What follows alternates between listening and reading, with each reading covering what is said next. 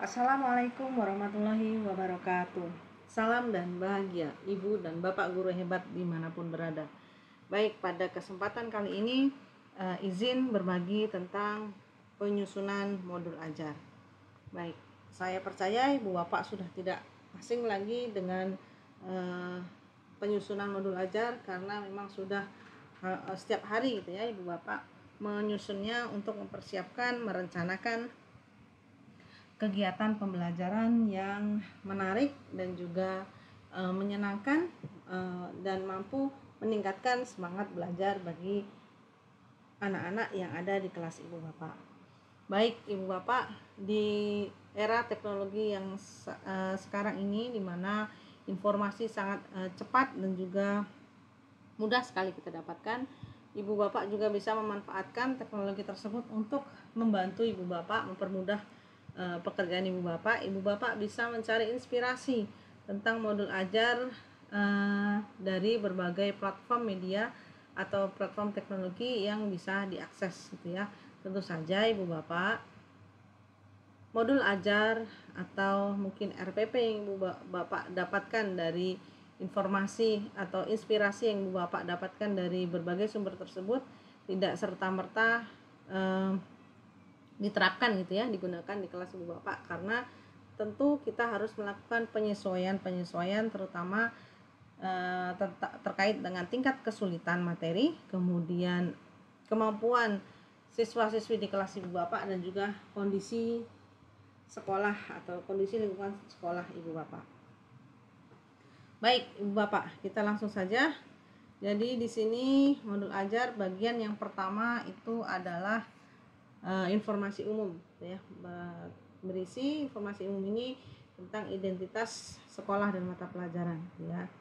Ada satuan pendidikannya, nama sekolahnya, kemudian mata pelajaran apa, fase SMP itu fase D, elemennya apa, nama gurunya siapa, tahun pelajaran, kelas semester, alokasi waktunya, kemudian sarana dan prasarana, target murid, atau kemudian model pembelajaran yang digunakan. Nah Ibu Bapak, jika Ibu Bapak merasa ada informasi lain yang perlu ditambahkan di bagian informasi umum ini, maka silahkan saja gitu ya ditambahkan. Misalkan Ibu Bapak mau menambahkan di sini kompetensi awal yang diperlukan untuk materi ini apa gitu ya, boleh, silahkan. Baik, yang berikutnya komponen inti. Di komponen inti ini ada beberapa kegiatan atau ada beberapa bagian Ibu Bapak. Yang pertama adalah tujuan pembelajaran. Nah, bagi saya pribadi, tujuan saya masih berpegang teguh pada prinsip tujuan pembelajaran ABCD gitu ya. Memenuhi unsur ABCD. A, audience, B, behavior, C-nya condition, dan D-nya degree. Nah, audience-nya itu ini peserta didik gitu ya. Peserta didiknya ini audience-nya.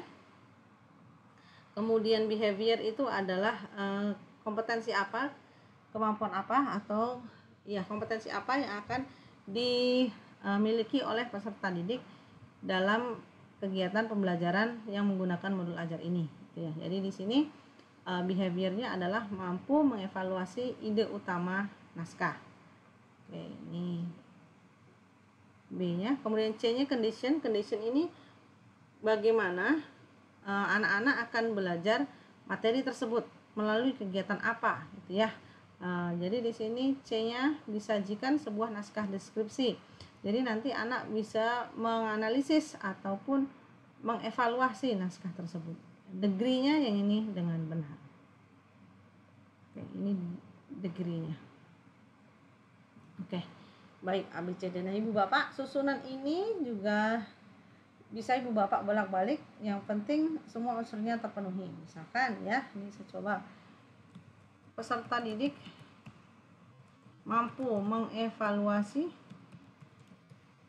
ide utama naskah dengan benar melalui kegiatan analisis naskah deskripsi secara berkelompok. Nah, ini juga boleh, ini juga memenuhi unsur ABCD. Baik. Nah, untuk tujuan pembelajaran Ibu Bapak itu apakah harus banyak atau boleh sedikit saja. Maka kalau saya itu biasanya sedikit nggak apa-apa, yang penting tercapai sesuai dengan tingkat kesulitan materi, kemudian melihat kembali kemampuan anak-anak yang ada di dalam kelas kita gitu ya. Jadi ibu bapak tidak harus tujuan pelajarannya banyak gitu ya. Ingat lagi ini untuk berapa pertemuan modul ajarnya. Yang penting adalah ketercapaian dari tujuan pembelajaran tersebut. Berikutnya persiapan pembelajaran, yang persiapkan bahan ajar, KPD, media, dan seterusnya. Nah, bagian yang ketiga dari kegiatan inti adalah kegiatan pembelajaran. Baik, kita lanjutkan ibu bapak. Di tahapan kegiatan pembelajaran itu seperti biasa ada 3 tahapan gitu ya: kegiatan pendahuluan, kegiatan inti, dan kegiatan penutup. Nah, di kegiatan pendahuluan ini pada dasarnya adalah kegiatan yang kita gunakan atau ibu bapak gunakan untuk satu itu mempersiapkan ya kondisi fisik, lingkungan, dan psikologis warga kelas sebelum kegiatan pembelajaran dimulai. Baik, jadi biasanya persiapan kondisi fisik, lingkungan, dan psikologis ya. Persiapan kondisi fisik, lingkungan, psikologis. Oke. Baik. Jadi biasanya di kegiatan pendahuluan itu apa saja yang dilakukan? Yang pertama, misalkan salam dan tegur sapa, itu sudah pasti. Bagi ibu bapak yang mengajar jam pertama biasanya diawali juga dengan berdoa gitu ya.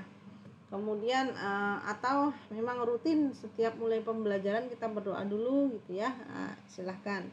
Kemudian memeriksa kehadiran peserta didik. Nah, setelah itu baru mempersiapkan kondisi fisik peserta didik serta lingkungan belajar dengan meminta peserta didik untuk merapikan tempat duduk, membersihkan sampah yang ada di sekeliling mereka. Nah, dalam tahapan ini juga ibu bapak boleh mengatur susunan tempat duduk gitu ya. Yang penting satset gitu ya, nggak lama gitu, jangan sampai malah justru kegiatan pendahuluannya memakan waktu yang jauh lebih lama dari kegiatan intinya ya. Jadi misalkan ibu bapak sudah menetapkan susunan atau posisi duduk tertentu, hari ini pertemuan ini si A duduk bersama si B dan seterusnya. Nah, ini di tahapan ini. Kemudian jika ibu bapak melihat meja kursi yang masih berantakan atau tidak pada posisinya, maka silahkan minta untuk dirapikan terlebih dahulu. Jika banyak sampah yang bertebaran di lantai ataupun mungkin di sorok meja yang mungkin akan mengganggu kelancaran diskusi atau kelancaran proses pembelajaran, juga silahkan minta untuk buang dulu ke tempat sampah gitu ya, sampah-sampahnya. Jadi disiapkan dulu semuanya. Oke. Kemudian ibu bapak mengingatkan kembali kesepakatan kelas ya, terkait kegiatan belajar. Ini hanya contoh saja ya ibu bapak ya, ini hanya contoh saja. Kesepakatan kelasnya di kelas ibu bapak misalkan 1, tidak ada bully, 2, berusaha semaksimal mungkin untuk aktif dalam kegiatan belajar. Yang terakhir, saling menghargai pendapat teman. Nah, ini boleh diingatkan kembali. Ini sudah ibu bapak ketika fisiknya sudah siap, ibu bapak mulai nih ke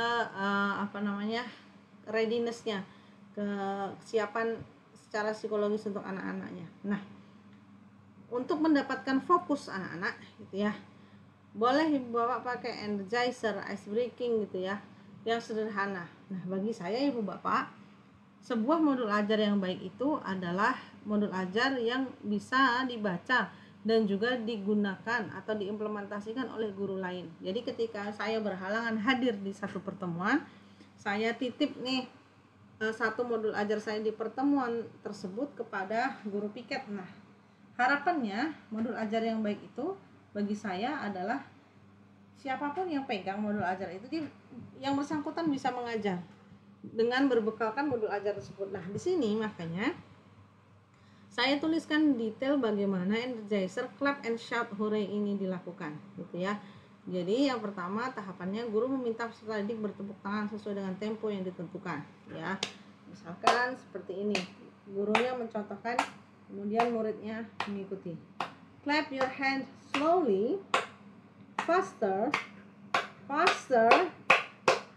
and now shout hooray. Nah, jadi Ibu Bapak dituliskan di sini.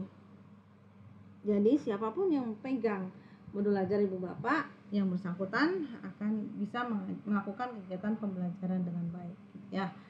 Nah, ini energizernya, ice breakingnya boleh apa aja silahkan, boleh pakai teknik stop gitu ya, atau boleh ice breaking yang lainnya. Yang penting ice breakingnya singkat, padat, dan jelas, efisien, efektif, dengan alokasi waktu yang disediakan untuk ke tahapan pendahuluan atau kegiatan pendahuluan ini tadi ya. Jangan sampai keasikan ice breaking, keasikan energizer, lalu jadi nanti malah kegiatan pembelajaran utamanya terkendala gitu. Itu juga nggak bagus juga.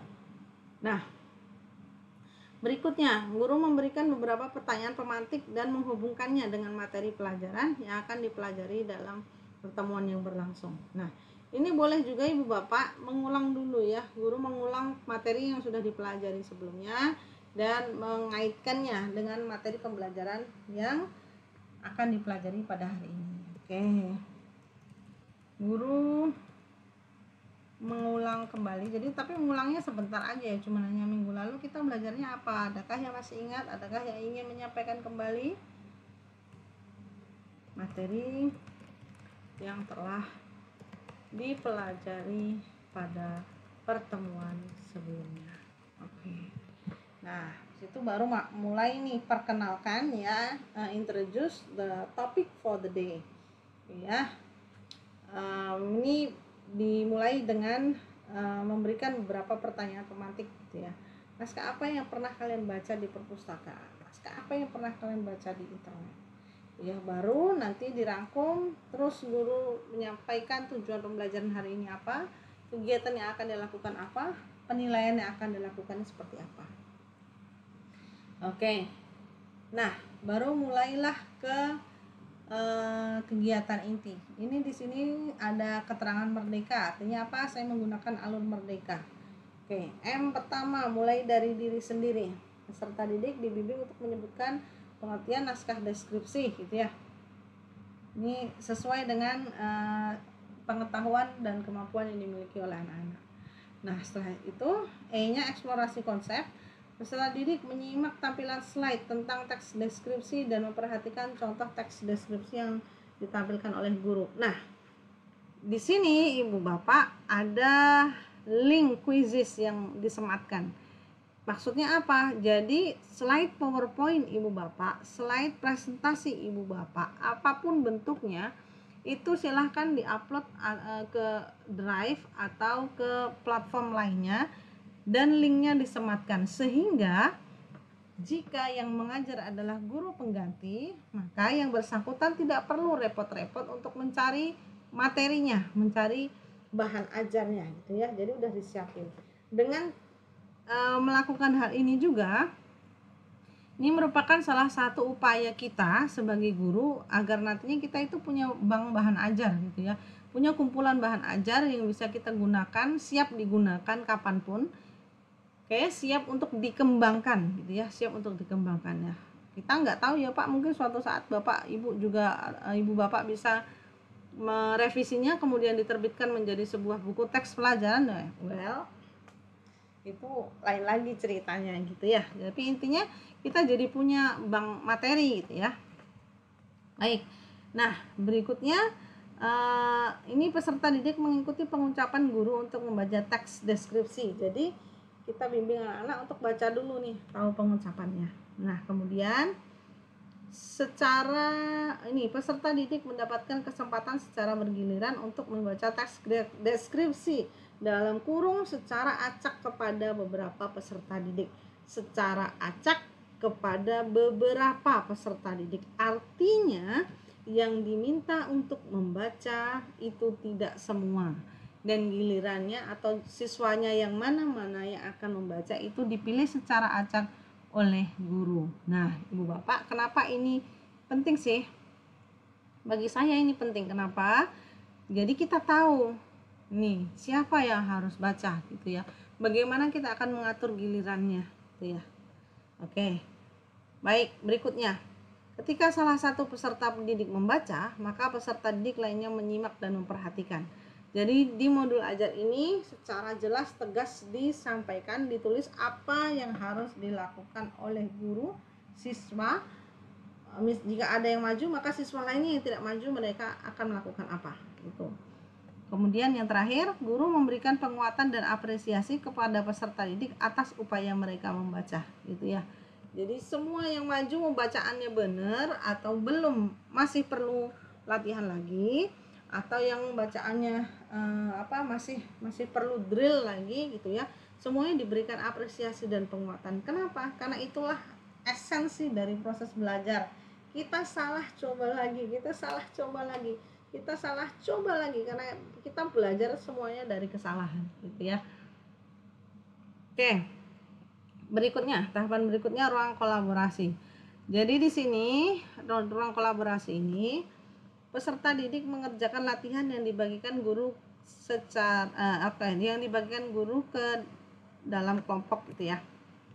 Kelompok ditentukan oleh guru berdasarkan kemampuan belajar anak atau hasil asesmen awal yang telah dilakukan sebelumnya. Nah, Ibu Bapak, nih saya meng-highlight lagi nih, groupingnya bagaimana dilakukan. Jika Ibu Bapak mau misalkan melakukan kegiatan diskusi atau kegiatan lain yang sifatnya anak-anak harus kerja kelompok, maka Ibu Bapak di modul ajarnya harus dituliskan dengan tegas bagaimana kerja pengelompokannya akan dilakukan, atas dasar apa gitu ya. Siapa yang milih kelompok? Apakah siswa milih sendiri kelompoknya atau Ibu Bapak guru yang nentuin? Kalau Ibu Bapak guru yang nentuin, dasarnya apa? Atas dasar apa? Apakah kemampuan belajar, apakah tempat duduknya, ataukah bakat minatnya, atau yang lainnya gitu ya.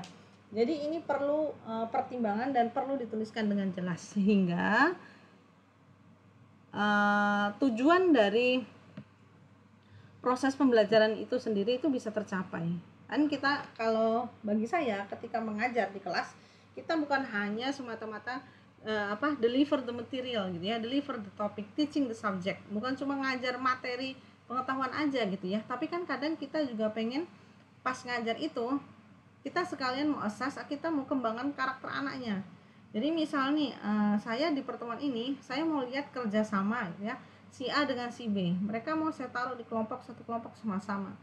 Kenapa? Karena saya punya pertimbangan di pertemuan sebelumnya A dan B ini selalu ada kendala ketika mereka kerja kelompok. Nah, hari ini saya masukkan lagi mereka dalam satu kelompok dengan harapan akan ada pendampingan dari saya, biar nanti kita lihat progresnya. Bagaimana sih kerja kelompok mereka? Apa sih sebenarnya jadi kendala? Solusi apa yang bisa kita temukan bersama-sama gitu ya. Jadi grouping ini penting banget Ibu Bapak bagi saya ya. Penting banget karena memang dengan grouping ini kita bisa men-settle banyak sekali kondisi gitu ya. Kita bisa melihat dan juga bisa memecahkan beberapa isu-isu yang mungkin muncul di kelas gitu ya. Siapa tahu di kelasnya ada yang merasa malu jika harus duduk satu bangku atau satu kelompok dengan anak-anak tertentu dan lain sebagainya.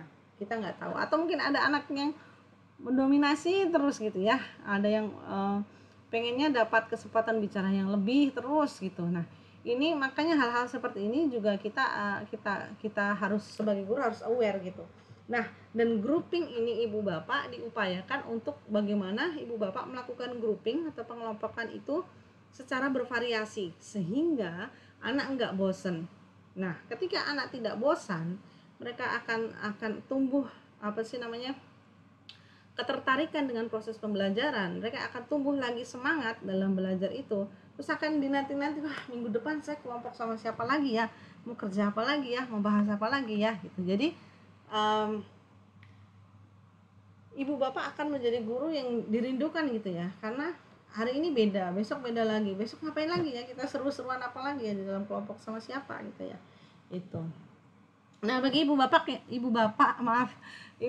yang perlu inspirasi tentang teknik-teknik pengelompokan atau teknik grouping, boleh nanti dilihat di video saya sebelumnya, itu sudah ada pembahasan tentang teknik grouping gitu ya. Ya, semoga bermanfaat gitu. Baik, nah di sini kita kembali lagi ke sini. Di kegiatan yang ini, kelompok ditentukan oleh guru berdasarkan kemampuan belajar anak gitu ya. Hasil asesmen awal yang telah dilakukan sebelumnya. Kemudian muncullah 3 kelompok ini. Oke. Ini oke. Yang terdiri dari 5 orang misalkan ya. Itu penting dituliskan Ibu Bapak. Oke, kelompok 1 namanya Liodra, kelompok 2 namanya Raisa, kelompok 3 namanya Rosa. Nah, Ibu Bapak, nama-nama kelompok ini sebenarnya sebaiknya boleh Ibu Bapak gunakan nama-nama topik yang ada di dalam materi yang sedang Ibu Bapak bahas. Misalkan saya sedang ini membahas teks deskripsi, mendeskripsikan orang gitu ya. Makanya yang saya ambil adalah public figure gitu ya. Atau misalkan boleh nanti ketika membahas teks, oke, ini nama kelompoknya deskriptif gitu ya. Ini nama kelompoknya recount, yang ini nama kelompoknya procedure dan seterusnya. Atau kalau Ibu Bapak lagi ngajar matematika tentang bangun datar, ini namanya segitiga ya. Yang kelompok ini namanya segi 4. Yang di sini belah ketupat, yang di sini layang-layang, di sini persegi panjang dan seterusnya. Ya. Oke. Berikutnya, bagi peserta didik dalam kelompok mahir, guru hanya memberikan penjelasan singkat terkait apa yang harus dilakukan atau yang harus mereka kerjakan sambil sesekali memeriksa proses diskusi mereka. Bagi peserta didik dalam kelompok berkembang, guru memberikan arahan terkait apa yang harus dikerjakan, membimbing pembagian tugas dalam kelompok, dan memberikan kesempatan untuk membuka kamus. Bagi peserta didik dalam kelompok belajar, guru memberikan arahan terkait apa yang harus dikerjakan, membimbing pembagian tugas, mendampingi mengartikan kata-kata sulit dari kamus, mendampingi memahami teks dan pertanyaan. Nah, Ibu Bapak, dari 3 kegiatan ini kenapa sih harus dituliskan rinci seperti ini gitu ya. Jadi Ibu Bapak sebagai pengingat kita bahwasanya kita dalam mendampingi anak-anak itu tidak boleh cenderung ke satu kelompok saja atau ke beberapa kelompok saja, tetapi harus merata ke semua kelompok yang ada di kelas dengan scaffolding gitu ya. Artinya anak-anak itu nggak disuapin terus gitu ya. Kita bantu tapi untuk men-trigger rasa ingin tahu mereka, nalar kritis mereka gitu ya. Jadi nggak yang misalkan, oke nak, gimana? Sudah mengerti dengan apa yang dengan tugasnya? Belum Bu, bagian mana yang belum dimengerti? Jadi yang ini Bu, ini kami harus bagaimana ya? Oke, apakah bisa dibaca? Perintahnya seperti apa? Bagaimana kalian menanggapinya? Apakah seperti, jadi Ibu Bapak nggak langsung, oke anak-anak tahu ya, jadi yang ini harus begini, nanti setelah itu kalian begini. Ada proses di mana kita menstimulus rasa ingin tahu dan nalar kritis anak-anak. Kemudian jika siswa atau anak-anak dikelompokkan sesuai dengan kemampuannya, maka kita akan paling banyak berdiri berada di kelompok siswa dengan kemampuan yang sangat perlu bantuan. Bagi yang sudah berkembang atau sudah mahir, kita hanya cek saja sesekali memastikan bahwa they are doing the right thing gitu ya. Mereka benar-benar ngerjain atau diskusinya itu sesuai dengan apa yang memang seharusnya didiskusikan. Seperti itu. Baik. Kemudian yang berikutnya, guru memberikan penguatan dan feedback sekaligus memberikan penghargaan kepada semua peserta didik yang telah berusaha dengan keras. Maksudnya apa? Dalam proses diskusi itu pasti akan muncul dinamika yang kadang di luar prediksi dan ekspektasi kita, ya. Bisa jadi diskusinya nggak berjalan, bukan apa? Karena ini si A dan si B ini memang lagi nggak mau ngomong gitu ya.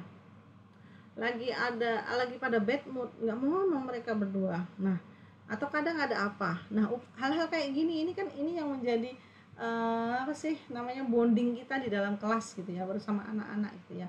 Bagaimana kita menciptakan suasana, bagaimana dengan kerja kelompok itu kita menumbuhkan rasa saling melengkapi, saling perlu gitu ya satu sama lain di dalam kelas. Jadi semua effort yang dilakukan anak, semua usaha yang dilakukan anak itu kita apresiasi. Meskipun effort yang dilakukan mungkin belum sesuai dengan ekspektasi kita. Kenapa? Karena kadang mereka tuh cuma pengen diperhatiin aja. Gitu. Oke. Baik. Berikutnya demonstrasi kontekstual. Nah, di sini anak-anak akan presentasi secara bergantian. Gantiannya, gilirannya di sini urutan presentasi bisa menggunakan aplikasi Wheel of Names dan lain-lain agar peserta didik semakin semangat. Nah, maksudnya apa Ibu Bapak? Ini dituliskan seperti ini. Maksudnya adalah ketika menentukan giliran maju itu ada banyak sekali cara. Kita jangan monoton, yang maju kayak yang selesai duluan maju, besok minggu depannya kayak gitu lagi, yang selesai duluan maju, minggu depannya lagi kayak yang selesai duluan maju gitu ya. Bosan anak-anak. Terus anak-anak kalian bisa strategi sendiri. Kita lama-lama aja nih diskusinya biar nanti nggak maju duluan. Kadang ada yang kayak begitu. Makanya ini urutan giliran, menentukan giliran atau urutan itu ada banyak sekali strategi tekniknya gitu ya. Nah, jika Ibu Bapak perlu inspirasi, ada juga inspirasi tentang menentukan giliran di video sebelumnya. Silahkan dicek saja ya. Kenapa sih harus bervariasi? Ya iya dong, biar kelas kita seru, biar kelas kita hidup terus gitu ya. Jadi nanti ke kelas kita kita akan rindu terus sama kelas kita. Ya besok kita seru-seruan apa lagi ya sama Bu Guru ya, sama Pak Guru ya gitu. Kita belajar apa lagi nanti nih gitu ya. Oke. Berikutnya, ketika terdapat kelompok yang presentasi, maka kelompok lainnya memperhatikan dan memberikan tanggapan. Ya, ini ditegaskan kembali ya bahwa kita sama-sama belajar. So, we must respect gitu ya, hormat dan menghargai kepada teman lain yang sedang berbicara. Kemudian memberikan penguatan atas dinamika kelas yang terjadi, baik berupa pelanggaran kesepakatan kelas maupun tertibnya pembelajaran. Dan ini kayak evaluasi gitu ya Ibu Bapak ya. Ibu Bapak tetap harus memberikan penguatan apapun yang terjadi di dalam kelas gitu ya. Kemudian berikutnya elaborasi konsep. Nah, ini Ibu Bapak beserta peserta didik itu menyimpulkan tentang materi yang dipelajari hari ini. Menanyakan hal-hal yang masih dianggap ragu dan mengkonfirmasi pemahaman atas materi yang dipelajari. Kemudian Ibu Bapak memberikan pertanyaan terkait teks yang dipelajari gitu ya. Ini hanya contoh aja. Kemudian koneksi antar materi dengan bimbingan guru, peserta didik menyebutkan kaitan materi yang dipelajari hari ini dengan materi sebelum dan sesudahnya. Jadi dihubungin tuh. Oke. Aksi nyatanya ini sumatif ya. Saya di sini sumatif tertulis nih. Saya tuliskan linknya. Jadi saya pakai kuisis sumatif tertulisnya, linknya sudah ada. Oke. Lanjut nih bagian terakhir Ibu Bapak, bagian terakhir di kegiatan pembelajaran ya.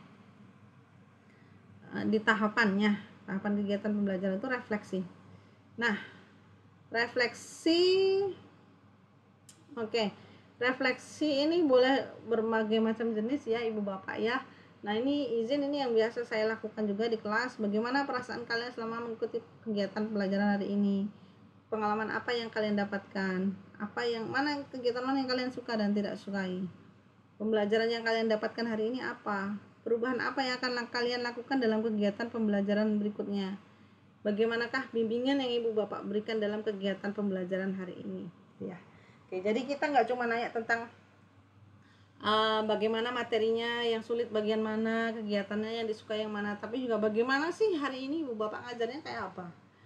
Apa yang jadi improve-nya itu dari dua pisau bermata dua gitu Ibu Bapak ya. Kita minta mereka untuk do their self reflections gitu ya. Kita juga minta juga sama mereka untuk yuk kasih masukan dong ke Ibu.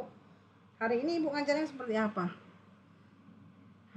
Terus kira-kira minggu depan kita akan ngapain nih? Kegiatan apa yang mau dilakukan? Hal-hal kayak gitu ya. Jadi ini juga sebagai upaya untuk meningkatkan kualitas pembelajaran di kelas kita. Refleksi bisa dilakukan secara lisan, bisa dilakukan secara tertulis, bisa pakai link, Google Form dan lain seterusnya jika memang sekolahnya sudah punya akses ke listrik dan juga internet ya yang mencukupi. Oke, bisa berupa bentuk-bentuk lain, pakai emoticon juga silahkan.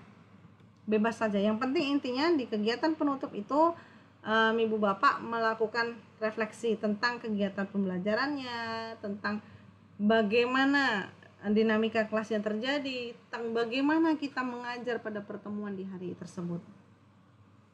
Oke, nah dari semua kegiatan ini Ibu Bapak, ketika menyusun modul ajar seperti yang saya lakukan tadi, kita punya nih, tadi udah ada, tapi setelah dibaca kembali, kok kayaknya perlu ditambahkan gitu ya. Ada yang harus dikurangi. Jadi jangan begitu udah selesai, udah selesai. dibaca lagi, dicek lagi gitu ya. Oke, nah berikutnya asesmen formatifnya ini tadi di pertanyaan refleksi ya tentang proses pembelajaran. Kemudian sumatifnya pakai quizzes. Kemudian rubrik penskorannya ini udah otomatis ya di quizzes. Kalau dimanualkan jadi seperti ini nilainya, skor perolehan dibagi skor maksimal dikalikan 100. Oke, kemudian KKTP-nya dimunculkan. Ini contoh saja KKTP yang digunakan karena tadi pakai skor sumatifnya tertulis ya. Jadi ini pakai pendekatan angka saja. Oke. Nah ini kalau 85 sama ya. 86 ke atas. Nah kan Ibu Bapak, ini kadang kalau kita ngetik itu 86 sampai 100%. Sampai 100%. Oke.